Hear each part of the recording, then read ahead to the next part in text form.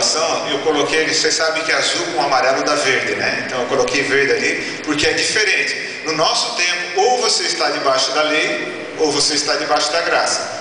Nesse período da grande tribulação que vem após o arrebatamento e no reino de Cristo, opera lei e graça. Por quê? Porque assim como fala lá em Tiago, né? A fé sem obras é fé morta. Então aqui ele está aplicando um princípio em que as obras elas são necessárias, até porque no reino, na grande tribulação, aquele que perseverar até o fim, esse entrará no reino. Quem não perseverar até o fim não entrará no reino. E durante o reino milenar de Cristo, Satanás, que é o grande acusador e é o grande tentador de todos os homens, ele estará preso. Então é por isso que no reino milenar a palavra de Deus fala: pecar aos 100 anos será amaldiçoado. Por quê? Porque você pecou agora livre de tentações externas. Satanás não está mais, mas haverá pecado. Então haverá justificação pela... Por isso que ele está verde e amarelo ali. Eu não coloquei aqui na dispensação da lei, mas é importante a gente entender que a lei e a graça, elas operam durante todos os períodos e durante todos os tempos. Eu tenho uma pergunta para fazer para os irmãos. Os irmãos já leram na Bíblia e conhecem Moisés, Davi, vocês conhecem também João Batista, certo? Minha pergunta é: eles estavam debaixo da lei ou debaixo da graça? Debaixo da dispensação da lei ou debaixo da dispensação da graça? Debaixo da dispensação da lei, certo? Eles foram salvos pelas obras da lei ou pela graça? Mas eles estavam debaixo da dispensação da lei. Então, a gente tem que fazer uma distinção, uma diferenciação entre dispensação da lei e dispensação da graça e justificação. A justificação sempre foi mediante a fé. A justificação sempre foi mediante a graça. Só que Deus tratava com os homens de um jeito diferente na dispensação da lei e trata de uma forma diferente agora na dispensação da graça. Então, a lei, na verdade, ela nunca deixou de existir e ela permanece. Então, ela cumpre o seu propósito nos dias de hoje. Algumas pessoas dizem que a lei está morta. A palavra de Deus não diz isso. A palavra de Deus diz que eu morri para a lei.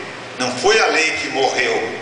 Eu é que morri para a lei. O que deixou de existir não foi a lei. O que deixou de existir foi o homem, o velho homem. Aquela minha velha natureza carnal, a natureza, o descendente de Adão.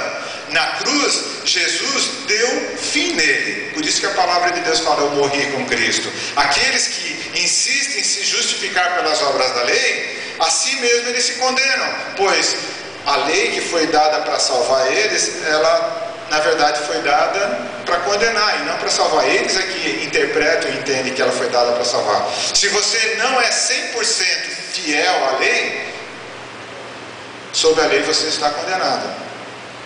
Não é só condenado por transgredi-la, você é condenado também por ser adúltero. E agora eu gostaria de passar o último versículo, que nós vamos abrir a Bíblia em Romanos no capítulo 7. Entender o que ele quer dizer com esse adultério. Romanos capítulo 7, o versículo 1. Não sabeis vós, irmãos, pois falo aos que sabem a lei, que a lei tem domínio sobre o homem por todo o tempo em que vive. A lei tem domínio sobre o homem por todo o tempo em que vive. No versículo 2 ele faz uma comparação, porque a mulher está sujeita ao marido enquanto ele vive, está-lhe ligada pela lei. Mas, morto o marido, está livre da lei do marido. Então, morto o marido, ela está livre da lei do marido. De sorte que, vivendo o marido, será chamada de adúltera, se for de outro marido. Mas, morto o marido, livre está da lei. E assim não será adúltera se for de outro marido. Assim, meus irmãos, também vós estáis mortos para a lei. A lei, ela continua viva. Quem morreu fomos nós que aceitamos a Cristo. Você está morto para a lei, para que sejais de outro, daquele que ressuscitou dentre os mortos, a fim de que demos fruto para Deus. Então olha só, irmãos, ele não está falando que a lei acabou. Ele fala que o fim da lei é Cristo. Por quê? Porque em Cristo você morre. Fomos, pois, sepultados na morte pelo batismo, para que assim como Cristo ressuscitou pela glória do Pai, assim também nós andemos em novidade de vida. Então não foi a lei que acabou, não foi a lei que morreu. A lei, ela é santa, justa e boa, e a lei, ela é boa se alguém se utiliza dela legitimamente, visto que não se promulga a lei para justos. E quando ele fala justos lá em 1 Timóteo, ele não está falando justo no sentido de pessoas perfeitas, mas justos justificados por Cristo. Então, visto que não se promulga a lei para justos, mas para ímpios, e daí ele vai falar de que tipo de ímpio ele está falando. Então ele está falando que nós, irmãos, morremos para a lei, para vivermos para Deus. Nós pertencemos agora a Cristo. Cristo é o nosso dono. E porque Cristo é o nosso dono, o nosso Senhor, o nosso marido, você voltar para as obras da lei e colocar a igreja ou colocar alguém debaixo da lei é cometer adultério. Por quê? Você está tendo 2 maridos. Isso não pode. É o que ele fala aqui, A lei era o nosso marido anterior, que operava para a morte. Cristo é o nosso marido agora, o Senhor da igreja, porque nós morremos para a lei. E porque nós morremos para a lei não tem mais domínio sobre nós. A lei não produz mais o efeito que ela produzia para aqueles que estavam debaixo da lei sobre nós. Sobre nós opera a graça.